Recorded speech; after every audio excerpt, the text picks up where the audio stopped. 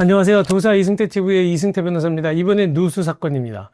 제가 사실은 제일 힘들어하는 사건이 누수 사건이에요. 항상 하는 얘기지만 누수 사건이 힘든 거는 당사자가 못 살아요. 못 살아. 정말 화재는요, 이제 확 타고 나면 다시 이제 다 포기가 돼요. 자기도 모르게 포기가 되고 이제 어떻게 살아야 되나? 살궁리를 하는데 누수는 집에 들어가면 냄새 나죠. 저기 장판에서 저기서 곰팡이 섞고 있죠. 스트레스 받죠. 원인은 모르겠지. 이거 어떻게 해야 되는지 변호사한테 찾아가면 누수 사건이요, 수임료를 적게 받을 수가 없어요. 왜냐하면 당사자가 힘들기 때문에 변호사도 힘들어요.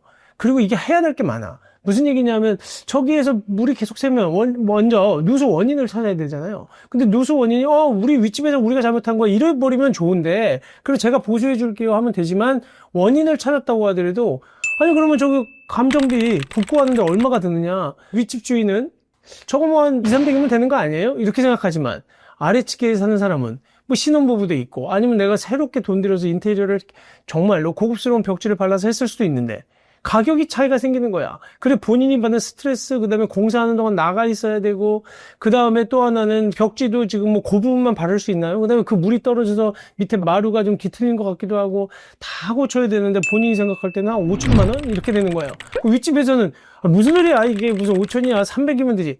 그러니까 이 싸움이 나는 겁니다. 근데 변호사한테 찾아가니까 변호사는 이거 갖고는 500만 원 갖고는 못해요. 누수 원인 감정해야죠. 누수에 대한 보수비를 산정하는 감정해야죠.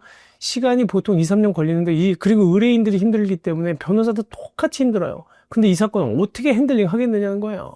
이 사건은 그나마 우리 의뢰인께서 굉장히 인내심도 많으시고 많이 참으시고, 그리고 또 이제 본인이 하다가 아무것도 안 돼서 너무 답답해서 오셨기 때문에 그나마, 그리고 굉장히 의뢰인이 점잖으시고 협조적이어서 잘 해결이 됐지만 이분이 정말 안쓰러워 죽겠어요. 스터디 카페를 인수 받으신 거야. 이분도 이제 선생님 하시다가 나중에 이제 퇴직하시고 내가 여기서 그 스터디 카페를 하나 해야 되겠다라고 해서 대치동 쪽에다 스터디 카페를 얻으셨는데 권리금을 뭐 4억 거래인 걸 주고 얻으셨어요. 그래 그분도 누수가 있었으면 그거를 얘기를 하고 이분한테 파셨어야 되는데 이분이 그냥 인수를 하시면서 누수가 있는데도 불구하고 처음에 제대로 그분한테 어필을 못한 거예요.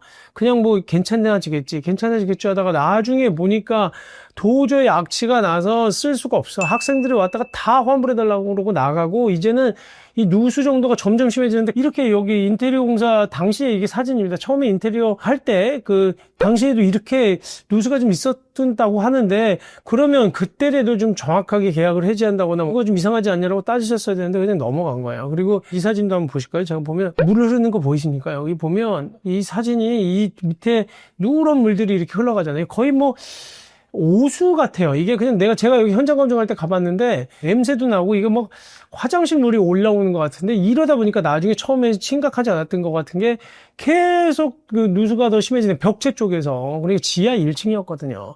그리고 지하 벽체 쪽에서 뭐가 나는데 어디서 나는지 모르겠지만 막 오폐수 냄새가 나오고 하니까 나중에 이제 스터디 카페를 닫았어요.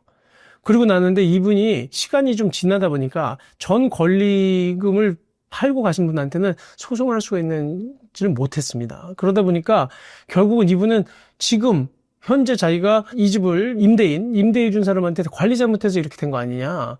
그래서 이제 손해배상 청구 소송을 하셨는데, 이분들은 집주인은 뭐라고 그러시냐면, 이거는 우리의 문제가 아니라 당신들이 여기에다가 그 인테리어 일부 설치하면서 했던 냉각수, 그러니까 에어컨 냉각수 쪽에서 문제가 생겨가지고 물이 흐른 거다라고 했는데, 그거 갖고 다툼하다가 이 시간은 굉장히 오래 가고, 그러니까 이제 도저히 안 돼서 우리 사무실 찾아온 거야. 그래서 저희가 소송을 했는데 벌써 이 사건이 23년도 사건입니다.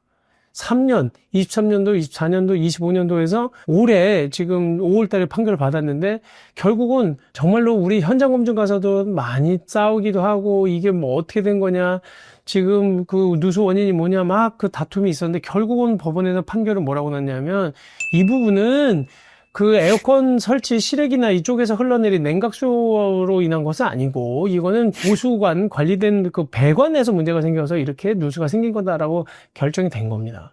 근데 그 원인을 찾으려고 감정을 정말 한 2차례 감정을 했어요. 그러니까 감정도 정말 한 번은 또 제기대로 부족한 부분이 있어서 다시 검증을 했고, 그 다음에 중요한 거는 손해액이 얼마냐. 이분은 지금 인테리어 지금 여기 그 손해액만 보시고, 첫 번째 손해액에서 기본적으로 권리금, 처음에 우리가 권리금 4억 원 주고 왔는데 이것 때문에 지금 다 못 쓰게 됐잖아요. 권리금이라고 하는 게 시설을 갖다가 사온 거잖아요. 우리가 일부 보수를 했다고 하더라도 시설 권리금으로 받아온 양도된 그 금액이 결국은 지금 나중에 냄새 때문에 그냥 쓰지도 못하고 다 뜯어야 되는 입장이 됐으니까, 그래서 그 부분에 대해서 우리 권리금 상실 부분에 대해서 배상해달라라고 해서 권리금 부분에 대해서 인정을 받았고요. 권리금에 대해서 한 1억 2천 정도, 우리 4억 정도 가까이 됐던 것 중에서 뭐 사용 안 된 부분도 있고, 그중에 일부 손해 1억 2천 정도를 받았고, 그 다음에 환불금. 냄새 때문에 애들 그 환불하고 간 거 영수증 같은 거 다 받아두라고 했었거든요. 그래서 그 아이들한테 받은 영수증 환불해준 거, 그 다음에 냄새 때문에, 악취 때문에 나간다는 그 카페에 올라온 글들 이런 거 다 모아서 실제로 환불해준 거에 대해서 그 환불 손실금도 받았고, 그 다음에 영업 손실. 우리가 영업을 못했잖아요. 그 누수 때문에 기본적으로 악취가 나니까 영업을 어떻게 해요? 그러니까 영업 손실분을 또 감정해가지고 이 영업 손실액이 얼마인지를 다 평가해서 영업 손실분도 우리가 구하고, 그 다음에 또 실질적으로 우리 보증금도 임대인한테 줬는데 임대인 보증금 못 주겠다는 거거든요. 근데 제가 말씀은 이렇게 간단하게 드리잖아요. 그리고 권리금 받았고, 그 다음에 영업손실 받았고, 환불 손실금 받았고. 근데 보증금 부분에 대해서는 실질적으로 보증금을 우리가 환불해달라. 그럼 당연히 환불해줘야 되는 거 아니에요. 하지만 우리가 이 누수에 대한 분쟁 때문에 서로 다툼이 생기는 바람에 바로 인도를 하지 않았던 부분, 현장을 보존해야 되니까. 그러면서 공사를 갖다가 계속 감정하고 소송하는 기간 동안 우리가 보유하고 있었던 동안 임대차 보증금은 어떻게 해야 되고 월세는 어떻게 내야 되느냐, 이 다툼이 있었던 거예요. 근데 쉽게 얘기하면 보증금 돌려줘라. 우리가 이제 더 이상 쓰지 못하고 있었던 거 아니냐. 이제 계약을 우리도 해지하겠다고 했고, 그러다 보니까 나중에 보증금은 당연히 돌려줘야 되는데, 그럼 못 쓰고 있는 동안 막고 있었던 부분에 대해서 어떻게 될 거냐. 임대인도 그러니까 뭐냐면 당연히 손해봤다. 어떤 손해를 봤냐.